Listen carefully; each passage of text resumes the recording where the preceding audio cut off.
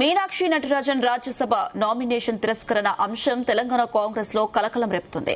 తెలంగాణ కాంగ్రెస్ నేతలపై కేసు వివరాలు లీక్ చేశారని బీజేపీ మంత్రి చెప్పడంతో ఆ లీక్ వీరు ఎవరన్నది తేల్చి పనిలో పడింది హైకమాండ్. ఇక మీనాక్షి నటరాజన్ అంశంపై పోలీస్ కమాండ్ కంట్రోల్ సెంటర్ లో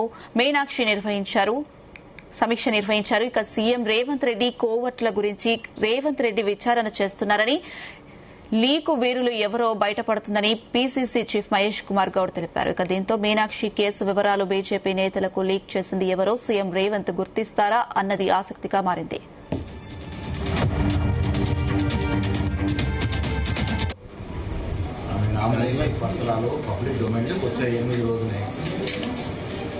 సాయంత్రమే ఈ కేసు వివరాలు కేసు ఫలానా నోటీస్ ఉందనే వివరాలు ఫలానా వ్యక్తి వాట్సాప్ గ్రూప్లో పెట్టడం జరిగింది. ఇది బయటకు వచ్చేసింది. అప్పుడు ఇంకా దీనికి ఇది కాకుండా నామినేషన్ తిరస్కరణలో బీజేపీ పార్టీ, కేంద్ర ప్రభుత్వం, ప్రధానమంత్రి కార్యాలయం ఇంకా ఇన్వాల్వ్ అయి సంబంధం లేని కేసు, అసలేని కేసు, అసలు కేసే కాదు, నెపాన్ని తీసుకొని దుర్మార్గంగా అన్యాయంగా ఒక మహిళని కూడా చూడకుండా ఒక గాంధీవాది ప్రిన్సిపల్స్ని అలమటించుకొని అతి కొద్ది మందిలో ఒకడు మన దేశంలో నీతి నిజాయితీకి నిలుపుటద్దంలో ఉండే కొంతమందిలో ఒకరిని మీనాక్షి నటరాజన్ గారి నామినేషన్ తిరస్కరణ అనేది ఈ దేశ రాజకీయాల్లో ఒక కలంకమైనటువంటి చర్య. ఆరో తీసుకున్నటువంటి నిర్ణయం పూర్తిగా ఎలక్షన్ రూల్స్ నిబంధనలకి వ్యతిరేకం. తెలంగాణలో మీనాక్షి నటరాజన్ గారి మీద ఎక్కడ ఎఫ్ఐఆర్ లేదు, క్రైమ్ నంబరు లేదు, కేసు లేదు.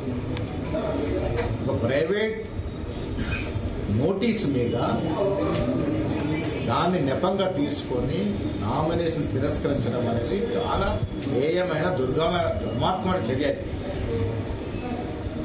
దీని దేశంలో ప్రజాస్వామ్యం నమ్ముకున్న వ్యక్తులు ప్రతి ఒక్కరు ఖండించాల్సిన అవసరం ఉంది.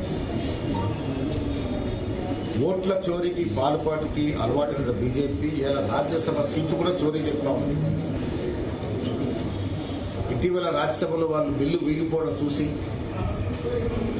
దేశం కింది మీదైనా పర్వాలే కానీ మాకు సీట్లు పెరగాలి రాజ్యసభలో అనే ఒక దుర్మార్గపు ఆలోచనతో ఇలాంటి దుశ్చర్యలకు పాల్పడతా ఉంది. ఈ దేశంలో ప్రజాస్వామ్యం నమ్ముకున్న ప్రతి వ్యక్తి దీన్ని ఖండించాలి. మోడీ చర్యలు పరాకాష్ఠం. ఇంత దుర్మార్గంగా వివరించిన తీరుని కాంగ్రెస్ పార్టీ, ప్రజాస్వామ్యం నమ్ముకున్న వ్యక్తులందరూ ఖండించాలి. సంబంధించి మరిన్ని అప్డేట్స్ మా ప్రతినిధి వేణుగోపాల్ అందిస్తారు. వేణుగోపాల్. మీనాక్షి నటరాజన్ రాజ్యసభ నామినేషన్ తిరస్కరణ అంశం తెలంగాణ కాంగ్రెస్ లో హాట్ టాపిక్ అయింది. మొత్తంగా ఈ అంశం పార్టీలో ఒక రకమైన కలకలం కూడా రేపిందని చెప్పుకోవచ్చు. తెలంగాణ కాంగ్రెస్ నేతలపై కేసుల వివరాలు లీక్ చేశారని బీజేపీ నేత బిఎల్ సంతోష్ ట్వీట్ చేయడం, మరోవైపు ఈ లీకింగ్ ఎవరు అనేది తెలిసే పనిలో పడింది కాంగ్రెస్ హైకమాండ్. ఇక్కడ మీనాక్షి నటరాజన్ అంశంపై ఏదైతే పోలీస్ కంట్రోల్ రూమ్ లో, ఇక కమాండ్ కంట్రోల్ రూమ్ లో ముఖ్యమంత్రి రేవంత్ రెడ్డి సమీక్ష నిర్వహించారు. ఇక ఈ కోవర్టులు ఎవరు, వాటి గురించి విచారణ చేస్తున్నారు, లీకులు ఎవరో బయటపడుతుందని చెప్పి కాసేపటి కిందటే పిసిసి చీఫ్ మహేష్ కుమార్ గౌడ్ కూడా కీలక వ్యాఖ్యలు చేశారు.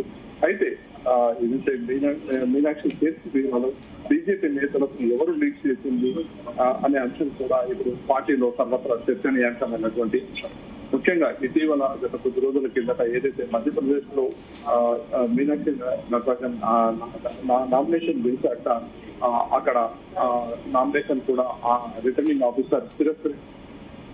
ఇక ఈ నేపథ్యంలోనే ఇక బీజేపీ నేత బిఎల్ సంతోష్ మీనాక్షి నటరాజన్ కేసు గురించి బయటపెట్టిన తెలంగాణ కాంగ్రెస్ కోవతు ఎవరు, అలాగే ఆ వివరాలను ఇచ్చిన కాంగ్రెస్ కోవతు పట్టుకోకుండా మా మీద బురద చల్లడం ఏంటి, మీ అరుపులు ఎందుకు అని చెప్పి కూడా ట్వీట్ చేయడం జరిగింది. ముందు మీ పార్టీలోని కోవతం పట్టుకొని అదుపులో పెట్టుకోండి అని చెప్పి కూడా బీజేపీ నేత బిఎల్ సంతోష్ ట్వీట్ చేయడం జరిగింది. ఇక తదనంతరం ఏదైతే ఈ నామినేషన్ సంబంధించి ఎప్పుడైతే రిటర్నింగ్ ఆఫీసర్ తిరస్కరించారో ఇక ఇందుకు సంబంధించి ఎంక్వైరీ కూడా కాంగ్రెస్ పార్టీలో నడుస్తున్నటువంటి పరిస్థితి. ఇక ఈ అంశాన్ని ఇటు కాంగ్రెస్ హైకమాండ్ కూడా చాలా సీరియస్ గా తీసుకుంది. ఈ విధంగా చేయడం మీనాక్షి నటరాజన్ నామినేషన్ వేశాక ఎవరు ఈ లీక్ నిధులు ఎవరు అనే దానిపైన కూడా కాంగ్రెస్ హైకమాండ్ దృష్టి సారించడం జరిగింది. ఇంకా ఇదే అంశంపై కూడా ఇటు ముఖ్యమంత్రి రేవంత్ రెడ్డి కూడా సమీక్ష చేశారు. ముఖ్యంగా ఎవరైతే ఈ లీక్ ఇచ్చారో వారిని గుర్తించే పనిలో కాంగ్రెస్ పడింది. అయితే ఈ లీక్ నిధులు ఇప్పుడు దొరుకుతారా, వారిని గుర్తిస్తారా అనేది కూడా ఆసక్తికరంగా మారింది. ఒకవైపు పిసిసి కూడా చెప్పడం జరిగింది, ఖచ్చితంగా వీరిని గుర్తిస్తామని. ఏదైతే ఇది పార్టీ మాత్రం చాలా కీలకంగా తీసుకుంది. ఈ విధంగా అంటే మీనాక్షి నటరాజన్ లాంటి వారు పార్టీ కోసం ఎంతో సేవ చేశారు. ఈ విధంగా వారికి జరగడం మాత్రం చాలా తీవ్రంగా పరిగణిస్తున్నాం. ఖచ్చితంగా ఈ ఎవరైతే ఈ లీక్ ఇచ్చారో బీజేపీకి సంబంధించి దానిపైన కూడా మేము దృష్టి సారిస్తున్నామని చెప్పి పిసిసి చీఫ్ ఇటు మహేష్ కుమార్ గౌడ్ కూడా క్వశ్చన్ చేశారు. ఇక ఇదే అంశంపై కూడా ముఖ్యమంత్రి రేవంత్ రెడ్డి ఫోకస్ చేశారు. ఇందుకు సంబంధించి ఎవరు ఏ లీక్ ఇచ్చారు. అయితే ఇప్పటికే ఒకవైపు రాజ్యసభ స్థానాల సంఖ్య పెంచుకునే పనిలో ప్రతి పార్టీ పడింది. వచ్చినటువంటి అవకాశాన్ని ఈ రకంగా జాగ్రత్తించుకోవడం పట్ల ఇటు కాంగ్రెస్ హైకమాండ్ కూడా చాలా సీరియస్ అయినటువంటి పరిస్థితి. ఒకవైపు రానున్న రోజుల్లో పార్లమెంట్ లో చాలా కీలక అంశాలు చర్చకొచ్చే అవకాశం ఉంది. ఈ నేపథ్యంలో ప్రతి ఒక్క రాజ్యసభ స్థానం కూడా చాలా ముఖ్యమైనది. ఓటింగ్ జరిగినప్పుడు ఖచ్చితంగా ఏదైతే పార్టీ పరంగా కూడా ఆ అంశాన్ని నిలదీయాలి అంటే కూడా చాలా ఇంపార్టెంట్ అవుతుంది. ఈ నేపథ్యంలో ఉన్నటువంటి రాజ్యసభ స్థానాలను కాపాడుకోవాల్సినటువంటి తరుణంలో ఈ రకంగా చేయడం ఏంటి అని చెప్పి కూడా ఇటు కాంగ్రెస్ హైకమాండ్ కూడా చాలా సీరియస్ గా ఈ అంశంపై ఇటు పిసిసి నేతలకు కూడా గత కొద్ది రోజుల కింద ఢిల్లీలో జరిగినటువంటి సమావేశంలో పార్టీ వివరించడం జరిగింది. మరోవైపు ఏదైతే ప్రస్తుతం ఉన్నటువంటి ఈ కేసుకు సంబంధించి నిజంగా చూసుకుంటే ఎన్నికల లో పొందుపరచాల్సినటువంటి అవసరం లేదు. ఇది కోర్టు నోటీసు మాత్రమే కానీ ఎక్కడ ఎఫ్ఐఆర్ కాలేదు అని చెప్పి ఇప్పుడు పిసిసి చీఫ్ చెప్తున్నటువంటి పరిస్థితి. అయితే మొత్తానికి జరగాల్సినటువంటి నష్టం అయితే జరుగుతుంది. ఇక ఈ నేపథ్యంలో రానున్న రోజుల్లో కూడా ఇలాంటి అంశాలు మరొకసారి రాకుండా ఉండేందుకు కఠిన చర్యలు తీసుకోవాలని చెప్పి కూడా కాంగ్రెస్ హైకమాండ్ భావిస్తుంది. మరి ఈ నేపథ్యంలో మరి వీరిని గుర్తిస్తారా, గుర్తించాక వారిపై చర్యలు ఎలా ఉంటాయి అనేది కూడా ఇప్పుడు పార్టీలో ఒక చర్చనీయాంశం అయింది. ఎస్ వేణుగోపాల్, అటు మీనాక్షి నటరాజన్ కేసు వివరాలు బీజేపీ నేతలకు లీక్ చేసింది ఎవరు అనే అంశం సీఎం రేవంత్ రెడ్డి గుర్తిస్తారా? ఒకవేళ గుర్తిస్తే కాంగ్రెస్ లో ఉన్నటువంటి కోవర్టులు ఎవరు అనేది బయటపడితే పార్టీ హైకమాండ్ ఎలాంటి చర్యలు వాళ్ళపై తీసుకునే అవకాశాలు కనిపిస్తున్నాయి? ఖచ్చితంగా అలా సీరియస్ గా చర్యలు తీసుకునే అవకాశం ఉంది. ఎందుకంటే ఒకవైపు ఇప్పటికే కాంగ్రెస్ పార్టీ వివిధ అంశాలను లేవనెత్తుతూ ఇటు పార్లమెంట్ లో ప్రశ్నిస్తున్నటువంటి పరిస్థితి. ఈ నేపథ్యంలో అందివచ్చినటువంటి అవకాశాన్ని ఏదైతే మధ్యప్రదేశ్ లో ఒక రాజ్యసభ స్థానం కాంగ్రెస్ పార్టీకి వస్తుండే, అయితే ఇక్కడ మాత్రం ఈ సీట్ కోల్పోవడం కూడా చాలా తీవ్రంగా పరిగణించింది. మరోవైపు ఇదే అంశాన్ని రానున్న రోజుల్లో ఖచ్చితంగా ప్రజల్లోకి పెద్ద ఎత్తున తీసుకువెళ్తాం. ఒకప్పుడు ఓట్ల చోరీ జరిగింది, ఇప్పుడు సీట్ చోరీ చేసింది బీజేపీ అనే అంశాన్ని కూడా కాంగ్రెస్ హైకమాండ్ పెద్ద ఎత్తున ప్రజల్లోకి తీసుకువెళ్లేందుకు ప్రణాళిక రూపొందిస్తోంది. ఇక మరోవైపు ఏదైతే ఈ లీక్ న్యూస్ ఎవరైతే ఉన్నారో వారిని గుర్తించే పనిని ఇటు ముఖ్యమంత్రి రేవంత్ రెడ్డికి అప్పచెప్పింది.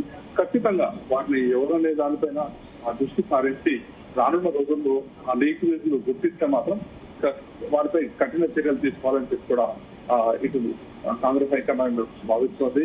మరోవైపు ఇదే అంశం కూడా దేశవ్యాప్తంగా చర్చ జరిగేలా, బీజేపీ తీరుని ఎండగట్టేలా కూడా రానున్న రోజుల్లో ఇదే అంశాన్ని ఉద్యమం రూపంలోకి తీసుకురావాలని చెప్పి కూడా ఇటు కాంగ్రెస్ పార్టీ భావిస్తుంది. అయితే ఇందుకు సంబంధించి సొంత పార్టీ నేతలే ఈ విధంగా చేస్తే మాత్రం వారిని ఉపేక్షించే ప్రసక్తే లేదని చెప్పి కూడా ఇటు కాంగ్రెస్ హైకమాండ్ ఇటు ముఖ్యమంత్రికి పిసిసి చీఫ్ కి సూచించడం జరిగింది. ఈ నేపథ్యంలో ఎవరు ఆ నేత, ఎవరు బీజేపీకి అనుకూలంగా వ్యవహరించారు అనే దానిపైన వారిని గుర్తించే పనిలో ఇప్పుడు పార్టీ నిమగ్నమైనటువంటి పరిస్థితి.